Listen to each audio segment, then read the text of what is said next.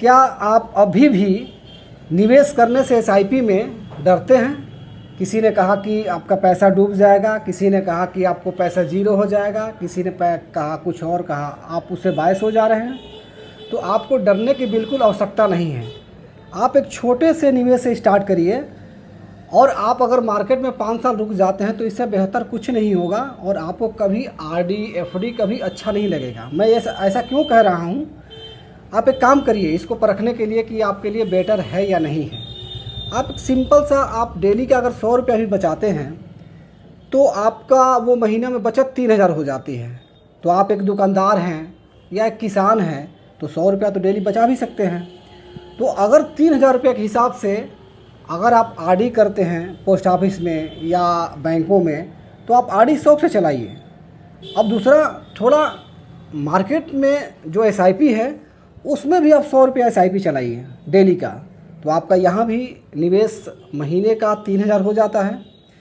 तो आप देखेंगे अगर 10 साल मार्केट में रुक जाते हैं तो आप देखेंगे कि आपने जो आरडी जो या तो पोस्ट ऑफिस से की है आपने या किसी बैंक से की है, तो आपको जो टोटल रिटर्न मिलता है लगभग 5,08,000 मिल जाते हैं आपको 10 साल में।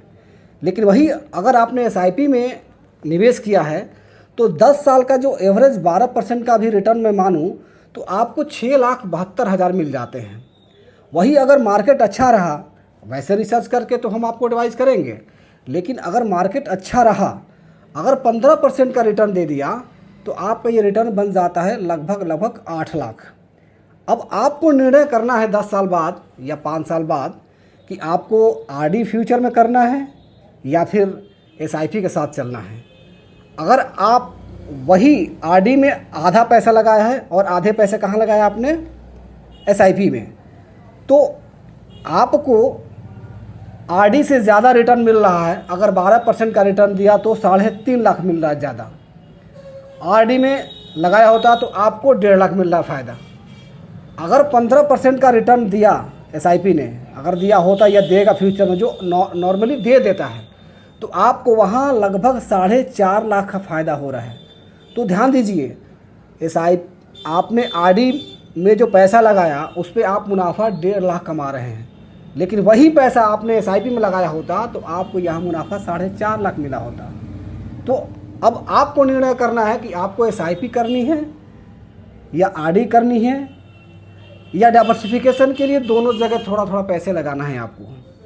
हाँ, निवेश करने से पहले डू योरसेल्फ मत करिएगा, किसी अच्छे डिस्ट्रीब्यूटर से संपर्क करिए, उनसे सलाह लीजिए कि कहाँ पैसा आपके नीड के हिसाब से, आपके रिस्क एपेटाइट के हिसाब से कहाँ पैसे लगाना है, कब लगाने हैं, वो आपको अच्छी तरह से गाइड कर पाएगा।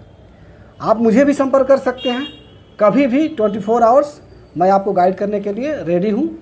और मैं my self Rakesh Verma, retired Indian navy, मेरा ARN भी है और PMS सर्टिफाइड भी हूँ और रजिस्टर्ड हूँ, जो हमें गवर्नमेंट ये रजिस्ट्रेशन देती है कि हम म्यूचुअल फंड और PMS का काम कर पाएँ विथ रजिस्ट्रेशन। तो आप बेझिझक मुझे संपर्क कर सकते हैं, डरने की कोई आवश्यकता नहीं है। सारा पैसा आपका सेफ है फ्यूचर में हमेशा के लिए। एक बार स्टार्ट करिए और अच्छा से अपना आने वाले फ्यूचर को सिक्योर करिए। धन्यवाद।